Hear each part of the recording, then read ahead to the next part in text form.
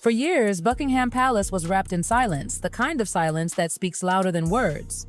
Reporters begged for answers, royal experts speculated endlessly, and the whole world leaned in with one burning question. Why were Meghan and Harry's children, Archie and Lilibet, never treated like royal heirs? Why were they missing from official portraits, from palace events, from those grand ceremonies that marked every royal child's place in history? And yet, nothing.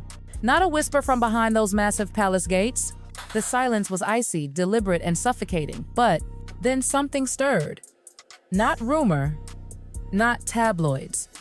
Something official. Quiet movement behind centuries-old walls.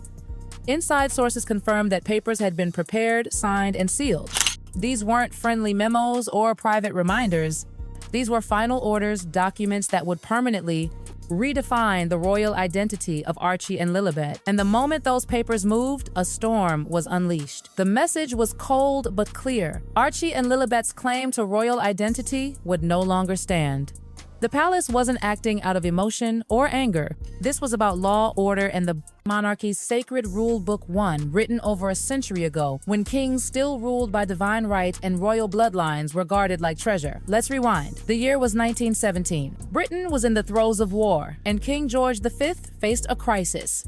The royal family's deep ties to foreign monarchies, especially the German royals, had become a political nightmare. To protect the British crown's purity and legitimacy, George V issued a royal decree, the letters patent of 1917. Simple words on paper, but their impact was colossal. It set out who had the right to call themselves prince or princess and who did not. 3 rules, that's it. 1. The child must be of legitimate royal bloodline. 2. The child's birth must be officially recorded and recognized by the crown. 3. The child must be baptized within the Church of England. No loopholes, no shortcuts, no exceptions. That document became the backbone of royal law for more than 100 years. Every royal birth, every title, every ceremony all followed those rules to the letter. Until, well, Archie Harrison came along. When baby Archie was born in 2019, the world celebrated. It was picture perfect. Meghan smiling, Harry glowing, and the headlines screaming joy. But behind that warmth, something didn't quite fit. Something small, buried in the paperwork, but it would later shake the royal house. On Archie's original birth certificate, Meghan was listed under her full legal name, Rachel Meghan Markle. Completely normal, routine. But then, weeks later, that document was quietly changed. Her full name vanished. In its place appeared a formal royal title, Her Royal Highness, the Duchess of Sussex. No statement, no explanation, just a silent edit in one of the most important documents in royal history. When journalists discovered it, the palace and Meghan's team both pointed fingers. Meghan claimed she was forced to make the change. Palace aides denied it. But the real question wasn't who did it. The question was, why? Was this about etiquette or something deeper, perhaps a move to reposition Archie's status in the royal archives? Because once a royal birth certificate is altered, it's no longer mere paperwork. It's history being rewritten. That single silent edit planted the first seeds of doubt, tiny cracks in what had once been a flawless record-keeping system. And when cracks appear in the marble of monarchy, they never stay small. Fast forward to June 2021. Meghan and Harry welcomed their second child, Lilibet Diana, a name heavy with legacy. One half of it was the Queen's cherished nickname, the other half a tribute to the late Princess Diana. By all accounts, this should have been a royal celebration, a moment for Buckingham Palace to shine with pride. But instead, silence. No official royal doctor statements, no notice on the palace easel, no entry into royal archives. The announcement didn't come from London, it came from California, a glossy press release written by Meghan and Harry's own team. To most people, it was just another celebrity birth announcement, but to royal insiders, it was thunder. You see, for centuries, royal births followed an unbroken tradition. The palace verified every detail. Royal. Physicians signed the documents. The baby's name was entered into official archives, a proof of lineage, a guarantee of legitimacy. But with Lilibet's birth, the palace confirmed nothing. No official witness, no royal seal, no paperwork. And in the monarchy's world, that silence meant one thing. This birth was not recognized by the crown. Months later, Meghan proudly spoke about Lilibet's baptism, a joyful California ceremony surrounded by family and friends. Pictures were shared, statements released, but inside the palace, whispers told a darker story.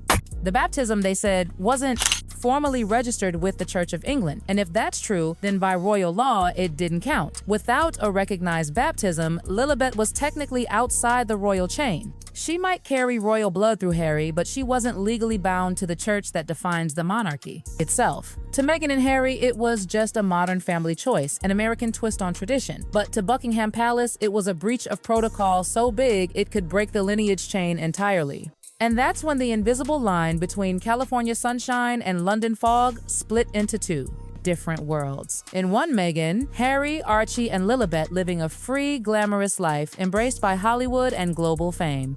In the other, the monarchy, cold and silent, updating ledgers and revisiting rules older than their love story itself. For Meghan, the realization must have been devastating. From the moment she married Harry, her identity was entwined with royalty. She wasn't just Meghan Markle anymore, she was the Duchess of Sussex, the mother of royal heirs. That title gave her image its golden glow. It fueled documentaries, memoirs, lifestyle projects, everything. It whispered, "This woman is touched by the crown." But when the palace quietly began cutting her children's names out of royal records, that glow began to flicker.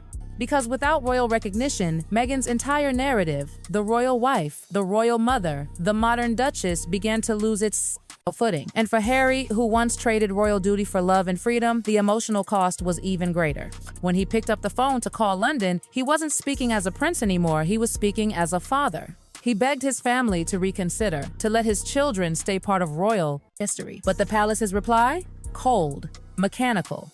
"This is not about emotion," one aide allegedly said. "It's about lineage and order." For Harry, that must have been the moment the fairy tale truly ended.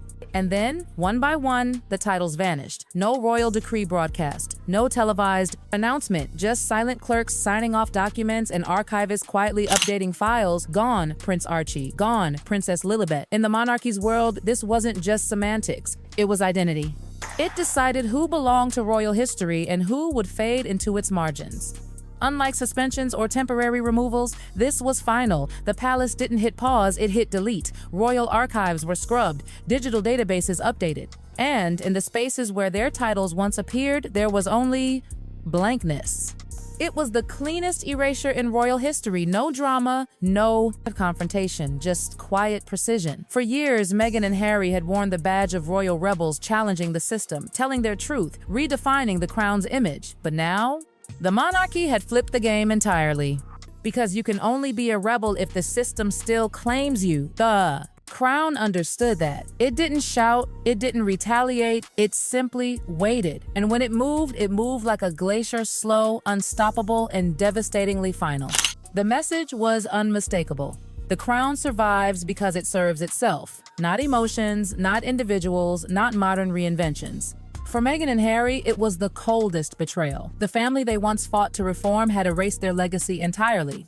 Now, Archie and Lilibet will grow up far away from the palace's chill under California skies, surrounded by laughter, freedom, and sunshine. They'll have love, warmth, and normalcy. But when future historians trace the royal bloodline, their names won't be there. That blank space will say everything. It will say the crown values order over emotion, lineage over love, and history over humanity.